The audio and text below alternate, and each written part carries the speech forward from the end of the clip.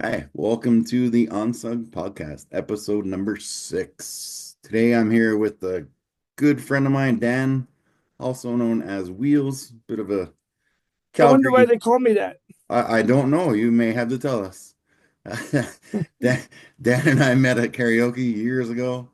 Um, he's worked at the Saddle Dome for I'm not sure exactly how many years. He can tell us all that too. But Dan, welcome to the show. Thanks for having me, Dave. It's an honor to be here. And quite frankly, an honor to be your friend. Um, so how did we get here? For those that don't know me, I'm a self and disability advocate living in Calgary. I have cerebral palsy, which is that's sort of what led into the disability advocacy. But Dave mentioned karaoke. You can find me in karaoke bars in Calgary most of the time when I'm not working at the Saddle Dome for the Flames organization, which I have been doing for the last 18 years.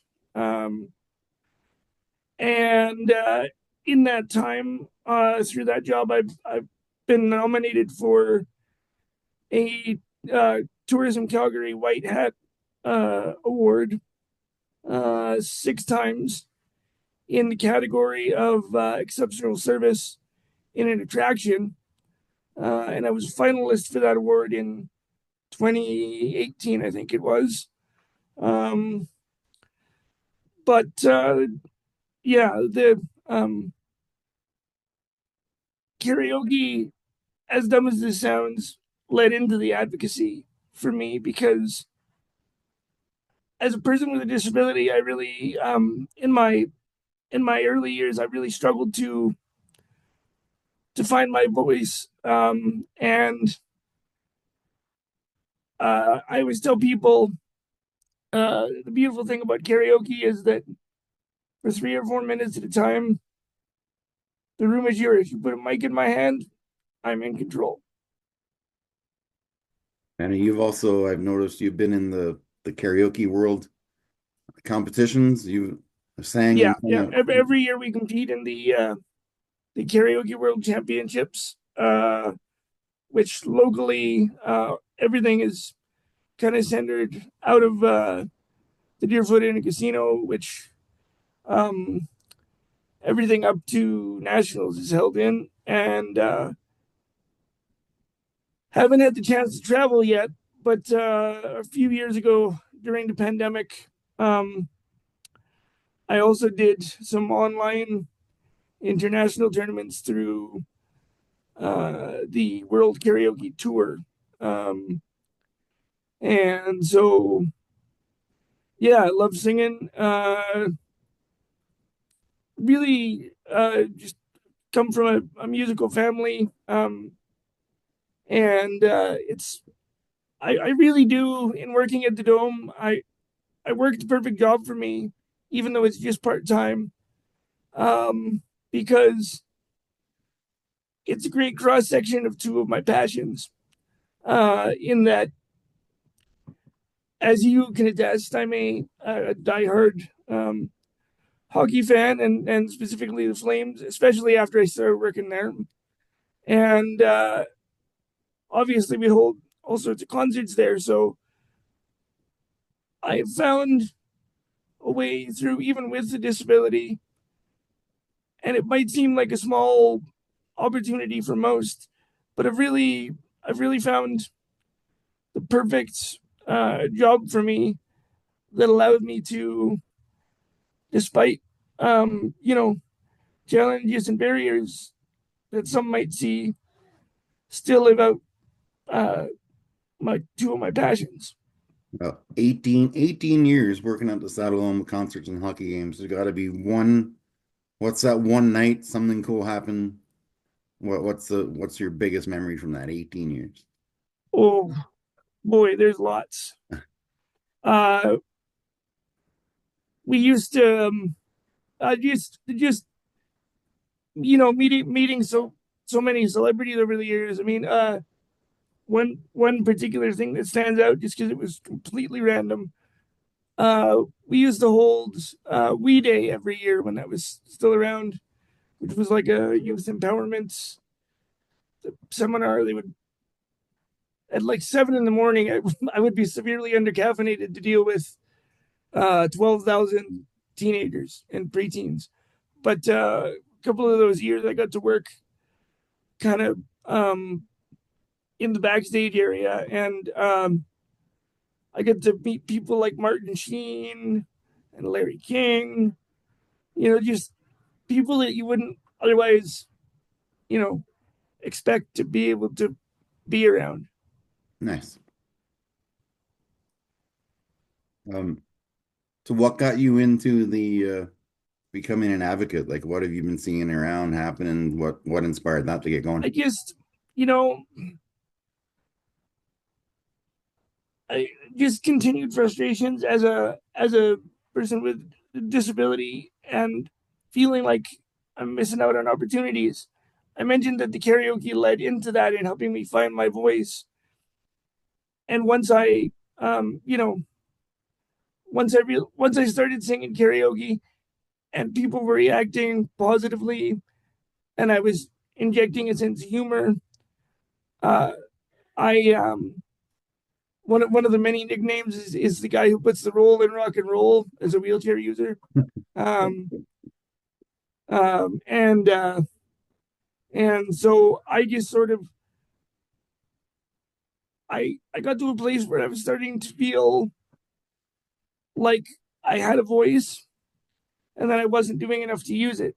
Um, and so I went down a weird YouTube rabbit hole on the Cerebral Palsy Association of Alberta's YouTube page, and um, they shared a video of kindergartners reacting to somebody with CP and asking a bunch of questions and that kind of thing. And I said, well, I could do that, you know, if the guy in the video is doing it, why not me? And so I reached out to them about potential opportunities, and they so we don't have public speaking in that form, but what we do have is a government relations kind of advocacy arm called the Alberta Ability Network, and there's several committees you might be a fit in sitting on, and we just kind of took it from there, and it's been a crazy 5 year ride.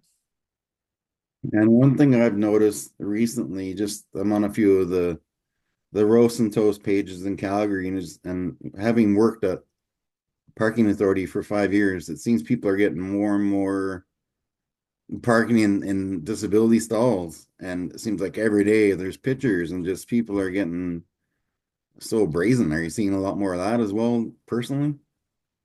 I am, and I just one of the other things I like to do is I like to travel and check out other cities when I can. And I was recently on the news back in November talking about Calgary's um, poor snow removal plan for residential areas and for people with disabilities to get out. And then I actually recently visited a city that was even worse. St. Louis is mind-blowingly not accessible.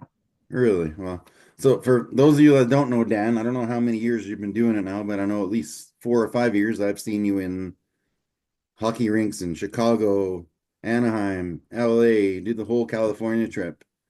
Um, Yeah, stopped in Vegas. I've done so if you count rings that no longer are active, I've done 14 NHL arenas. So I've done the entire Pacific Division, Winnipeg, Chicago, St. Louis, Pittsburgh, Philadelphia, and then Phoenix and Atlanta. Wow. Well, the biggest thing about Dan, I don't think I've ever seen this dude in a bad mood.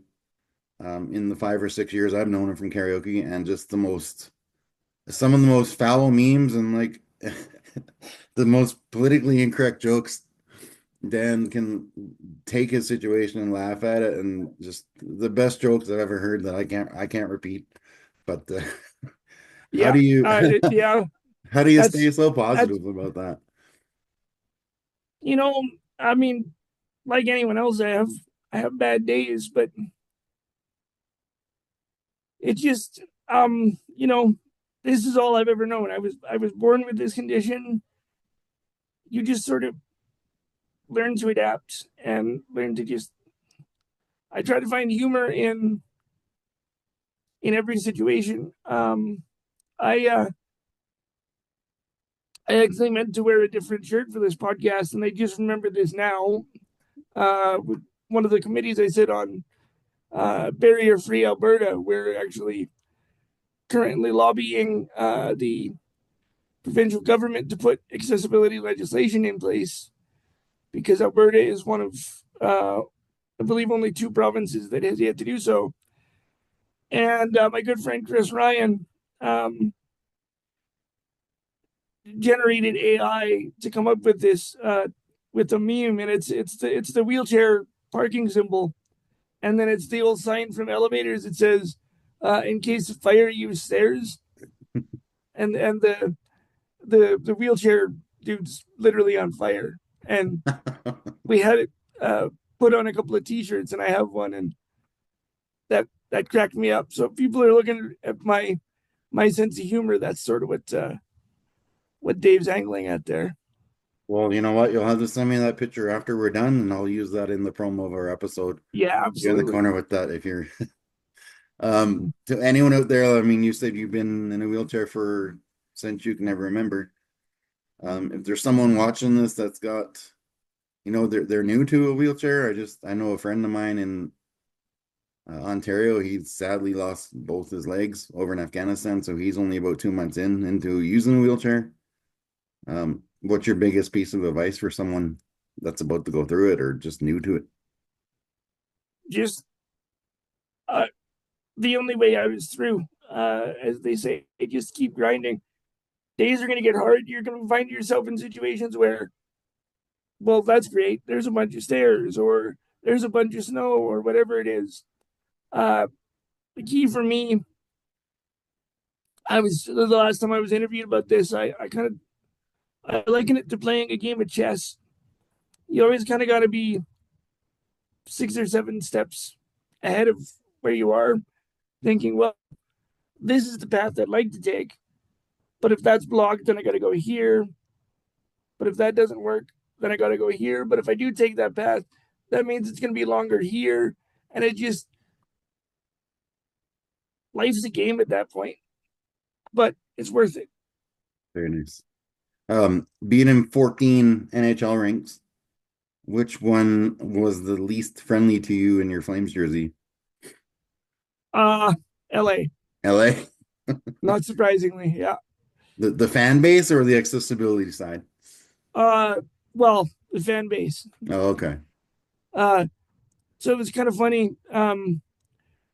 Back when I was there the first time, um, with a friend of both of our, I was with Adam the first time I went to a game in LA, and at that point Matthew Tkachuk was still playing for the Flames, and LA hated them, and we as the Flames fan base hated Drew Doughty, and so Adam, this big 6'8" giant of a man, had big brass ones, and he wore his Kachuk jersey into the Oh, Staples Center, is what it was called at the time, and we stuck out like sore thumbs, obviously, and and so we're booing him, and uh, all the while I'm chatting with the people next to us because it's a pretty friendly guy, even though I'm in opposing territory.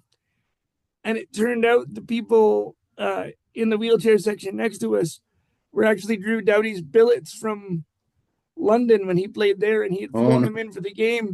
And so Adam and I are chirping him the whole night, not knowing that these people are basically his family. Oh, that's amazing. Now on the other side of the scale, which one was the most friendliest? uh, San Jose is going to hold a special place in my heart.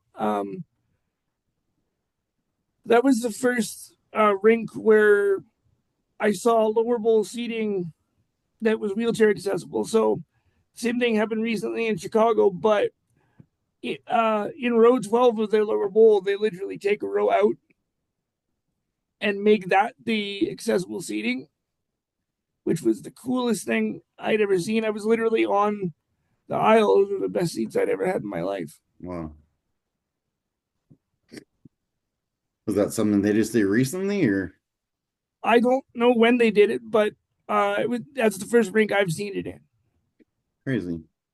Um, what technological advancements have impacted your life as far as, you know, from when you were first? Well, I so when we moved to Calgary in 2001, that's when I transitioned to full time use of an electric or power wheelchair as opposed to manual and having to have somebody. The jokes I like to make are I'm used to people pushing me around and talking behind my back. It's constant, but no, a power chair gave me more independence and freedom and helped me you know socially in high school, especially because I didn't have to have aids and things like that around, like care aids and EAs and things like that around. So that was really, I would say, in terms of technology on that front, that was the driving force. Excuse yet another god awful wheelchair pun. But yeah, and I've been blessed over the years. My current power chair is almost 13 years old, and when I got it through the government uh, assistance, while I was waiting for the new one to come in, the Flames organization actually rented one on my behalf Wow. and paid for the whole rental cost while I was in transition so that I wouldn't have to take a medical leave of absence from the job. Wow. That's cool. And that's led to this chair is literally 2 weeks away from being replaced. Um, and well, yes, I did qualify for the government funding, and these things are great. A friend of mine through the Flames and another connection that I have through the Flames ambassadors. We actually put together a fundraiser, and my new wheelchair is going to have state of the art technology and be um, transformative again in that it's going to have a feature called, um, well, there's one called Elevate. So, like, if you and I are out at a karaoke bar and we need to sit in a booth or a high top table, that's going to be no problem because I'll be able to raise the chair up and actually look at you in the face. Wow. At first I thought you were gonna say the Flames are gonna put like a red No, smoke no. come out of the back or something when they And score. then the other feature that I got that the government is helping cover is it's a feature called Tilt, so I'll actually be able to recline the wheelchair and rest my back a little bit. Nice. And I got some lights and some other features that I would not have otherwise been able to get. I don't think people realize how expensive things like power wheelchairs are that some people need every day. Like a basic chair like this is worth about $6,000, and the one that I'm getting, if you count the government funding and the money that I raised, it'll be worth about 20 grand. It's literally like buying a car. Wow, that's insane. So I've got two questions left for you. Um, I was talking to a friend of mine about this question. We'll get to that after, but my last one, second last one, what message do you want to share with people who might feel discouraged by their own disabilities? The thing I would share is that what people with disabilities often lose sight of, and what society loses sight of, is within the word disability, 2/3 of that is the word ability. It's not about the disability itself, it's finding a way to cope and finding your own ability within the framework you've been given, within the lens you've been given. I believe everyone can contribute in some way, uh, and so that's how I would phrase that. That's amazing, man. That's speaks volumes about who you are. Um, Now, one of my military friends, he told me when I asked you this question, told him your situation, and said you're going to have an unfair advantage. But when I got to go to that hockey game with Bret Hart last year at the Saddle Dome, I made a bet with him that I could ask him a question that no one's ever asked him in his like 10,000 interviews. So I've asked everyone this question at the end, um, and we'll see how you do with it. So 100-meter dash, well, not really a dash, but the 100-meter 100-meter pigeon carrying contest. How many do you think you'd have at the end of the 100 meters? Well, I've been watching previous episodes of the podcast, so I kind of prepared for this question. Uh-oh. And the thing is that I'll say is that I've been making you and a lot of my other friends laugh for years. So I would argue that I've been carrying you pigeons around for 5, 6 years. So I'm going to say a dozen or so. Oh, wow. Okay. That's more than Joanne, the paramedic farm girl, said. I think that makes you the new leader. I'm kind of a bionic man, so Yeah. really, you're right. Unfair advantage. Well, man, it was awesome having you on here. I hope that there's someone out there, to find some inspiration in this. If people want to find you online, what's the easiest way to look you up? You can find me on Instagram at Wheelz with a Z _33, uh, or on TikTok at the Rolling Bard. Um, and that was a nickname given to me by a good friend of mine who's also one of the judges for the karaoke contest. She said, "You're, you know, you're kind of a storyteller. You're a modern day bard." And I kind of came up with the rolling part, and that's how that came about. I love it. So I'll put both of those links in the description when this goes up online. Um, Perfect. How do you think the Flames are going to do this year? Are they making the playoffs? I think they'll make the playoffs, but beyond that, I make no guarantees. You know what? As a Leafs fan, I always say I'm as optimistic as someone in Costco waiting for a new checkout line to open. Absolutely. Might happen, might never happen. I don't know. I've accepted that. All right, man. You have yourself a good day, and thanks for All right, coming have a on with good me. one, and I look forward to eventually getting together for 12 McDoubles and a Diet Coke. Oh, I will share this story before I end this. I think I have time here. Yeah, yeah. So, I think myself, Dan, and a couple of friends, we're in Edmonton for Guns N' Roses. We're sitting in this drive-through forever, and I think there was four of us, and we all ordered three McDoubles each. yeah, And so my correct. friend says, "Give me three McDoubles," and I'm like, "Hey, don't forget the Diet Coke." And everyone starts laughing. I don't know, the orange guy down south likes Diet Coke. I was having a Diet Coke. So we start thumping along, and all of a sudden, give me 12 McDoubles and a Diet Coke. And then everyone started singing That's along with us. We and had then that's 12 cars McDoubles and a behind. Diet Coke. The cars behind, people were dancing around their vehicles, singing this newfound country song. But And the girl, poor girl working at the drive-through window, she couldn't even speak. She literally had to go get a supervisor to actually take the order because she could not stop laughing. Yeah, man, we should have, if TikTok was around back then, we would have had 1 million views right there for sure. Right? Yeah, We'd be co-hosting this podcast together by now. there you go. All right, Dan, thanks for coming on with me. All right. Take Everyone care, my check out the friend. We'll links if you chat soon. if you want to go follow along Dan's journey and his some of his entertaining posts. I'll put all the links in the description.